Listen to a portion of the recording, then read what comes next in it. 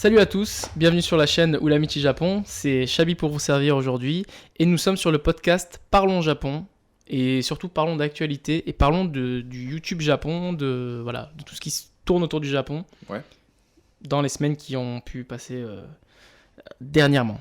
Et je suis accompagné de... Mickaël de Nipponorama, un blog fort intéressant sur le Japon. Donc il y a une corrélation entre ce podcast et le type de contenu que je propose. Voilà, c'est tout. Donc j'aime bien avoir aussi des réactions d'autres personnes parce que je trouve que si je parle tout seul, c'est pas forcément intéressant. C'est mieux de parler avec des gens un petit peu qui connaissent le Japon et qui ont une vision différente. Mais là, pour le coup, aujourd'hui, on va parler d'un phénomène YouTube et avec le cas de Pape-san. Alors, je vais m'expliquer. T'as utilisé le mot phénomène quand même. Non, quand je dis phénomène, je parle pas du personnage, je parle le phénomène. Enfin, vous allez comprendre. D'accord. Alors, Pape-san, il y a pas longtemps, j'ai regardé sa dernière vidéo, je sais plus ce que c'était, mais dans les commentaires, j'ai vu des personnes en fait qui étaient surpris de pas voir la copine de Pape-san. Comment dire, j'extrapole un peu.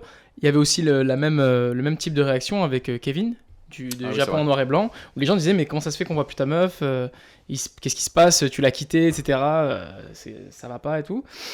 Et du coup, je suis allé voir sur la page de Pape-san et je me suis rendu compte qu'il n'y avait plus de vidéos en fait avec sa meuf. Du coup, bon ça c'est son problème, hein, c'est personnel, je n'en tire aucune conclusion.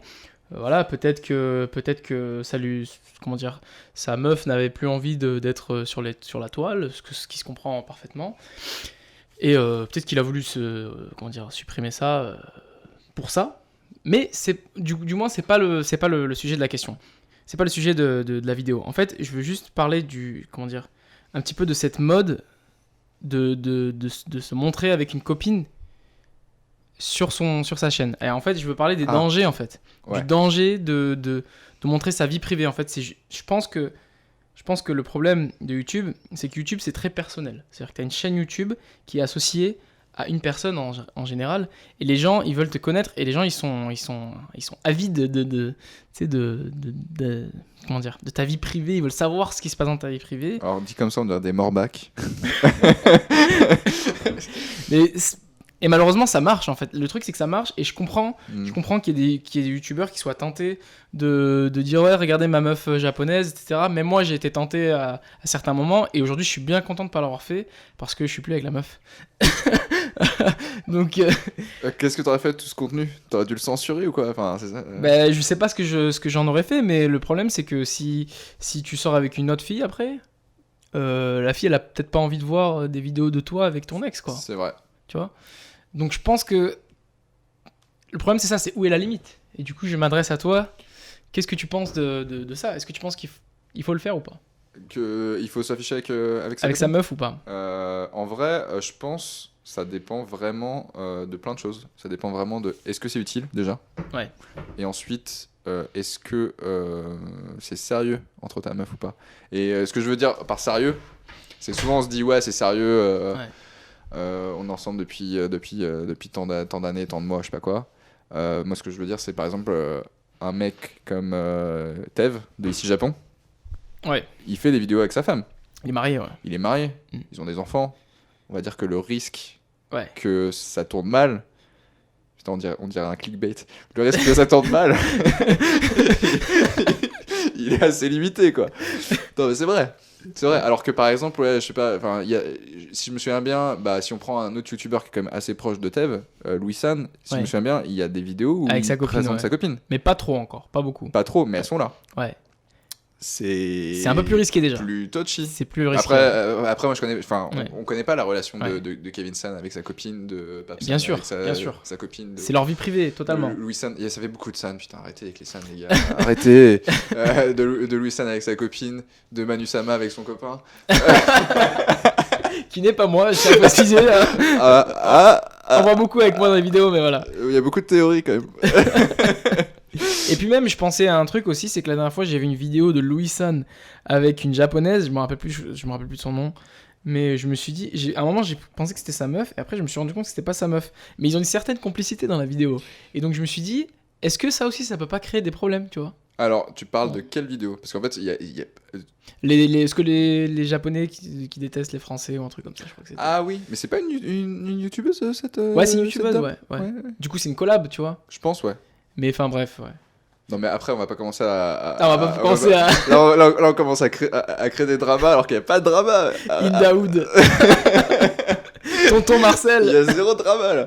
Non, il faut pas s'en faire.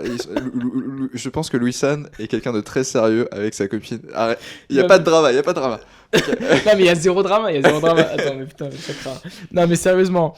moi en fait justement voilà pour revenir sur Papsan qui m'a l'air d'être une personne très agréable et appréciable, je pense que moi quand je l'ai vu au début, parce que Papsan il est jeune, il doit avoir quoi, 24, 23, aucune idée. Du coup le mec ça fait quoi, je veux dire il sort avec sa meuf alors qu'il est quand même relativement jeune, ouais. Donc je me suis dit peut-être qu'un jour ça peut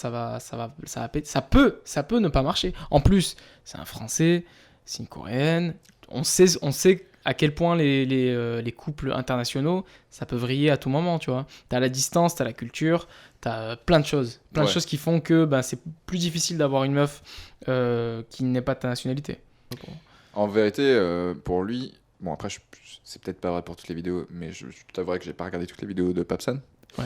Il y a pas mal de vidéos où sa copine est présente, où ça apporte quelque chose en fait dans la vidéo. Ça apporte un point de vue coréen sur un sujet coréen. Ouais. C'est quand même intéressant. Et c'est pareil. Bon. C'est vrai. Je pense que c'est rarement fait gratuitement. Ouais. Sur YouTube, parce qu'on sait que c'est toujours plus compliqué de faire une vidéo. Enfin, moi je pense que c'est plus compliqué de faire une vidéo à deux que quand toi t'es tout seul devant ta caméra en fait. Oui, mais alors, là où je suis pas tout à fait d'accord avec toi, c'est que quand tu dis que c'est plus simple, je pense que quand tu ramènes ce genre de contenu, tu sais que les gens, ça va les intéresser. Ça va les intéresser. Ah, donc on est à la recherche du clic. On est à la recherche du clic, je pense. On est à la recherche de la petite vue. Petit peu quand même, un petit peu. Ouais. Je pense que ça marche, genre... couple international, couple franco-japonais, tout ça. Tu penses que ça rapporte? Je suis pas derrière les... T'es sérieux? Je suis pas derrière les stats en train de regarder quelle vidéo sûr, mec. Les gens, ça les intéresse trop. Ils voient un couple, surtout quand t'es mixte, tu vois, genre que ce soit franco-japonais ou j'en sais rien, tu vois, de plusieurs pays différents. Les gens, ça les intéresse trop. Ils veulent savoir. Hein. Ils sont curieux, les gens. Moi aussi, je suis curieux. J'avoue que maintenant tu le dis, en restant sur Papsan. Et c'est pas du tout... je suis pas du tout en train de le cibler ou quoi que ce soit. La première vidéo que j'ai vue de lui, c'est l'algorithme YouTube qui me l'avait proposé. Alors je sais pas pourquoi. Ah. Et c'était un couple franco-japonais, un truc comme ça. Donc c'était une vidéo... C'est pas une japonaise, ça meuf. Franco-coréen, excuse-moi. Je suis trop japonais. Non, mais c'est... Franco-coréen, pardon. Ou sénégalo. Ah oui, je crois que c'est un truc comme ça. Ouais. Et ouais, c'était une vidéo sur sa copine. Donc ça se trouve même l'algorithme YouTube facilite ce genre de vidéo d'une certaine façon, parce qu'en fait, l'algorithme YouTube au final il est quand même déterminé par rapport à l'utilisateur, l'expérience utilisateur derrière. Donc je pense que du coup ce que tu dis. Non, mais c'est sûr, mec. Pas faux. C'est sûr à 100%. Ça fait parler les gens. Les gens sont curieux de savoir. Ils sont curieux de voir comment ça se passe. Surtout les gens en France, tu vois. Ils ont envie de voir comment ça se passe quand t'es en couple avec une étrangère et tout. Et puis ça peut être attendrissant aussi. Moi, franchement, je l'ai trouvé cool, tu vois, les deux en couple et tout. Mais comment dire? Je pense qu'il y a un risque à faire ça. Voilà, moi, c'était juste cette petite... ce petit sujet comme ça. C'est-à-dire jusqu'où aller quand t'as une chaîne YouTube, est-ce qu'il faut aller jusque-là? Mais du coup, toi, tu le ferais en aucun cas? C'est difficile. J'avoue que c'est difficile. J'avoue que c'est difficile de répondre à ça. Je saurais pas te dire. Et j'avoue... Ouais, vas-y. J'avoue que si t'es avec une fille vraiment avec qui tu t'entends bien et tout, ça peut être tentant de le faire. Mais je sais pas, moi je trouve ça... Perso, je trouve ça risqué. C'est risqué. Moi, je pense que j'éviterais. En tout cas, ce qui est sûr, c'est que j'éviterais de le faire. Par contre, ouais, si tu prends le cas de Kevin, par exemple, c'est intéressant, c'est parce qu'en fait, derrière, il a supprimé quand même pas mal de vidéos où elle j'ai pas vu ça. Sa copine. Ah bah tu vois, Kevin. Je savais pas ça. Ouais. Si, il l'a fait. D'accord. Et il a fait une vidéo qui explique pourquoi il a fait ça. Et alors, c'était quoi la raison? C'était pas à cause du travail? Par rapport au travail, ouais, un truc comme ça. Mais bon, après, ça doit être une excuse qui doit cacher un truc un peu plus personnel. Et puis derrière, en fait. Ouais. Mais ça se comprend. Moi, je les comprends. Je comprends quand ils suppriment les vidéos de leur meuf et tout. Parce qu'après, il y a la famille aussi. Ouais. Moi, j'ai un pote qui était marié avec une japonaise. Pas marié, pardon. Qui était en couple avec une japonaise. Et cette japonaise avait un enfant qui n'était pas de lui, en fait. C'était d'un ancien mari. Et du coup, lui, il faisait pas mal de vidéos avec sa famille. Enfin, avec sa nouvelle famille, on va dire. Et du coup, il avait posté pas mal de vidéos avec le petit, où il s'amusait avec le petit, etc. Et sa famille en Allemagne lui avait dit on n'aime pas trop que tu fasses ce genre de vidéos. Voilà, tu vois, ils ont pas kiffé ça, tu vois. Donc, il a tout supprimé. Ouais, après s'il y a un enfant dans l'équation, c'est encore pire, ouais. C'est autre chose. Ouais, c'est genre vraiment, enfin, moi par exemple, si j'ai un gosse, alors si j'ai une copine, une femme ou quoi que ce soit, la question peut se poser. Ouais. Alors, pourquoi pas faire du contenu avec elle. Par contre, si j'ai un gosse, mais jamais je l'implique dans l'histoire, tu vois. C'est vrai. Et là, pour le coup, après, c'est une décision. Je sais, par exemple, encore, si on reprend l'exemple de Tev, il montre ses enfants. Ses enfants, sont présents sur certaines vidéos. Techniquement, enfin, jamais de la vie je le ferais. Jamais de la vie je le ferais. C'est vrai que c'est délicat, mais justement, voilà, c'est là que tu vois que maintenant, vraiment, on rentre dans l'intimité des gens. Hein. D'ailleurs, je rebondis sur un autre truc. Je viens de me souvenir aussi que, comment il s'appelle Rodolphe aussi. Il est avec sa meuf. Dans le road trip, il est tout le temps avec sa meuf et tout. Mais je veux dire, c'est pareil. Je veux dire, si demain ils sont plus ensemble. Désolé, hein, je veux pas foutre la merde. Hein. Moi, je suis vraiment un pessimiste après. Alors, ils ont publié une vidéo il y a 3 heures. À le moment où on tourne ce truc, ça a l'air d'aller, mon gars. Ça a l'air d'aller bien.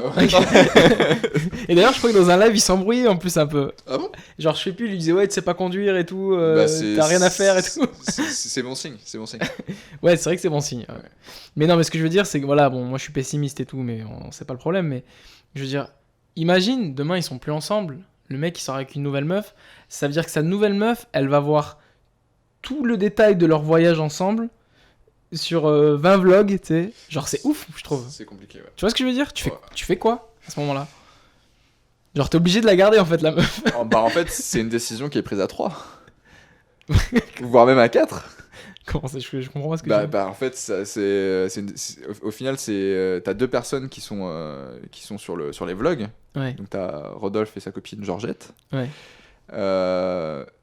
Si jamais, en fait, ils se séparent, on va prendre leur exemple, mais en fait, ça marche pour tout le monde. Si jamais ils se séparent, c'est pas une décision que tu prends toi tout seul. Genre, c'est pas une décision. Par exemple, ça peut être une décision qui peut être prise par la nouvelle copine de Rodolphe, ça peut être une décision qui peut être prise par le nouveau copain. Ah, tu veux dire les vidéos de Georgette. Bah, bien sûr. Ah oui. Parce qu'en fait, c'est compliqué. Ouais. Donc, mais on leur souhaite tout le bonheur. Hein. Voilà. Donc, vraiment, scénario catastrophe. À la Armageddon, ils se séparent. Genre, les chances que le vlog survive, enfin que tous ces vlogs là survivent, elle est quand même assez minime. Ouais. Après, c'est comme un tatouage, tu vois, c'est comme si tu fais un tatouage de ta meuf. C'est horrible ce que tu viens de dire. C'est ce que je veux dire. Tu fais un tatouage de ta meuf. C'est horrible ce que tu viens de dire. Non, mais non. Tu vois ce que je veux dire? Genre, si tu kiffes ta meuf, tu sais que voilà. Tu fais pas de tatouage de ta meuf, déjà. Oh putain, c'est terrible. Non, mais en tout cas, voilà, moi je leur souhaite tout le bonheur. J'espère que ça va bien, qu'ils vont continuer le plus longtemps possible. Moi je trouve ça cool de voir des couples comme ça qui font des vidéos, c'est pas un problème. Je fais mon rageux parce que j'ai pas de meuf, mais c'est même pas ça en fait. Moi c'est plus que je me mets dans leur position et je me dis moi ça me ferait peur. Voilà. Mais... Moi je le ferais pas. D'accord. Jamais. En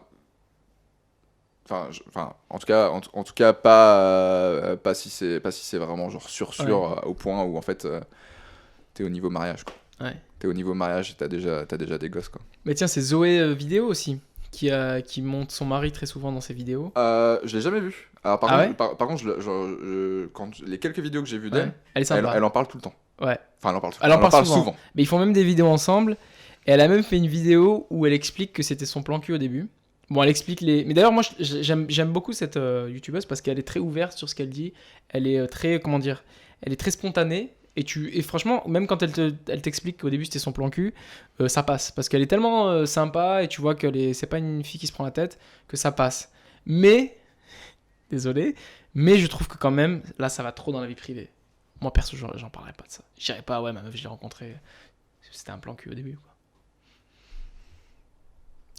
Après, franchement, c'est drôle parce que j'ai l'impression d'être super puritain depuis tout à l'heure. Mais franchement, en vrai, si t'es sûr que c'est la bonne personne et que pour toi, c'est pas une information si grave que ça, c'est vrai. Pourquoi pas. Bon, après c'est drôle parce que c'est le genre d'information du coup qui peut passer dans ton cercle d'amis, au sein de tes amis et tout ça, et donc tout le monde est au courant qu'à la base c'était ton plan cul. Et donc ça en dit un peu sur ça en dit un peu sur ta sexualité. Bon, en vérité tout le monde a sa propre sexualité et tout ça, mais c'est un peu touchy d'admettre ce genre de choses. Moi, genre, c'est le genre de sujet, j'ai pas envie d'en parler avec les membres de ma famille, tu vois. Et c'est ça en fait, c'est surtout ça. Je pense que c'est vraiment une question d'éducation, je pense. C'est-à-dire que moi, perso, je serais mal à l'aise de savoir que mes parents me voient en train de parler de ma vie privée avec ma meuf et tout. Moi, j'ai limite, je parle jamais de ça avec mes parents, tu vois. Donc, ça me ferait bizarre pour moi de mettre ça sur YouTube. Après, je sais qu'ils peuvent le voir. Non, je pense que c'est vraiment une question de comment t'es éduqué. Mais je dis pas ça d'une façon supérieure, comme si moi c'était mieux, que mon éducation était meilleure. Mais moi, vraiment, j'ai été un petit peu éduqué dans un milieu un peu conservateur, tu vois. Genre, moi, pas du tout. Rebeu, tout ça. Moi, pas du tout. Mais au final, on partage le même avis sur le truc. Moi, franchement, pas du tout, quoi. Ouais. Genre famille très ouverte, famille... Genre, moi, je me souviens, j'avais des potes français... français. Je suis français. Enfin, je veux dire des potes blancs, on va dire. Alors, est-ce qu'ils étaient français ? Pure souche. Et leur père, genre le fils et le père, ils parlaient de ouais, j'ai couché avec elle, ouais, j'ai fait ça. Moi, ça me choquait, ça. Moi, Chabi de 13 ans, élevé par un père arabe, je voyais ça, je disais non, moi je parle pas de ça avec mon père. Ouais, non, mais au bout d'un moment, ouais, genre, j'avoue. Voilà. Mais je pense qu'on est arrivé au bout de ce petit sujet. C'est pas du tout un clash. Je vous souhaite tout le bonheur du monde. Je comprends votre geste de supprimer les vidéos de votre meuf. Il peut avoir plein de raisons. Mais voilà, je voulais juste parler du danger, on va dire. Ouais. De l'internet. À bientôt sur la chaîne. Abonnez-vous, mettez des commentaires, partagez cette vidéo. Des petits pouces bleus. Des gros likes. Et vous pouvez retrouver Michael sur mon blog nipponrama.com ou sur les réseaux sociaux assez populaires en Occident, c'est-à-dire Facebook, Twitter, Instagram. Je suis un peu actif sur Twitter, je suis un peu actif sur Instagram, je suis un peu actif sur Facebook. C'est du contenu différencié, ce n'est jamais la même chose. Et ce qui est sublime, c'est que ça s'appelle toujours Nipponrama, c'est toujours écrit Nipponrama. Donc vous prenez l'URL de votre réseau social préféré, c'est-à-dire instagram.com/ vous rajoutez Nipponrama derrière, vous allez arriver sur mon profil. C'est ça qui est sublime. Et ça marche aussi pour Facebook, et ça marche aussi pour Twitter. Voilà. Putain, mais t'es très fort pour te vendre, toi. Hein. Exactement. Bravo. C'était un très bel argumentaire. Et ça a laissé le temps aux gens de faire tous ces liens et de m'ajouter dans leur cœur. Dans leur cœur. Ok. Voilà, à bientôt. À plus.